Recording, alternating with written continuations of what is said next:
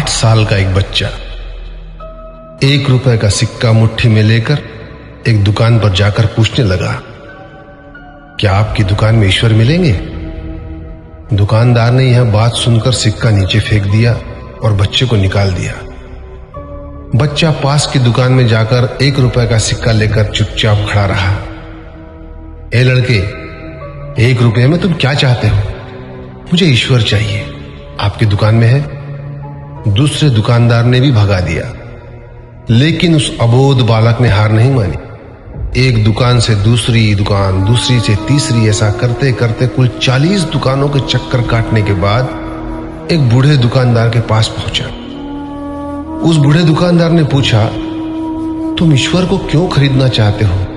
क्या करोगे ईश्वर लेकर? पहली बार एक दुकानदार के मुंह से यह प्रश्न सुनकर बच्चे के चेहरे पर आशा की किरणें लहराई। लगता है इसी दुकान पर ही ईश्वर मिलेंगे।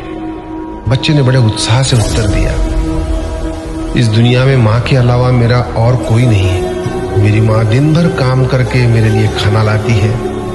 मेरी मां अब अस्पताल में है। अगर मेरी मां मर गई तो मुझे कौन खिलाएगा? डॉक्टर ने कहा है कि अब सिर्फ ईश्वर ही तुम्हारी मां को बचा सकते हैं। क्या आपकी दुकान में ईश्वर मिलेंगे? हाँ मिलेंगे। कितने पैसे हैं तुम्हारे पास? सिर्फ 1 रुपया। कोई दिक्कत नहीं है, 1 रुपए में ही ईश्वर मिल सकते हैं। दुकानदार ने बच्चे के हाथ से 1 रुपया लिया और उस 1 रुपए के अंदर 1 गिलास पानी के अलावा बेचने के लिए उसके पास कुछ भी नहीं था। इसलिए उस बच्चे को फिल्टर से 1 गिलास पानी भरकर दिया और कहा, यह पानी पिलाने से ही तुम्हारी मां ठीक हो जाएगी। अगले दिन कुछ मेडिकल स्पेशलिस्ट उस अस्पताल में गए।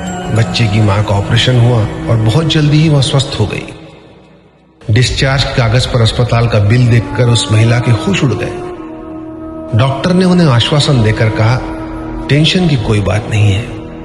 एक वृद्ध सज्जन ने आपके सारे बिल चुका दिए हैं, साथ में एक चिट्ठी भी दी है। महिला चिट्ठी खोलकर पढ़ने लगी। उसमें लिखा था, मुझे धन्यवाद देने की कोई आवश्यकता नहीं है। आपको तो स्वयं ईश्वर ने ही बचाया है। मैं तो सिर्फ एक जरिया हूं। यदि आप धन्यवाद देना ही चाहती है तो अपने अबोध बच्चे को दीजिए, जो सिर्फ 1 रुपए लेकर नासमझों की तरह ईश्वर को ढूंढने निकल पड़ा।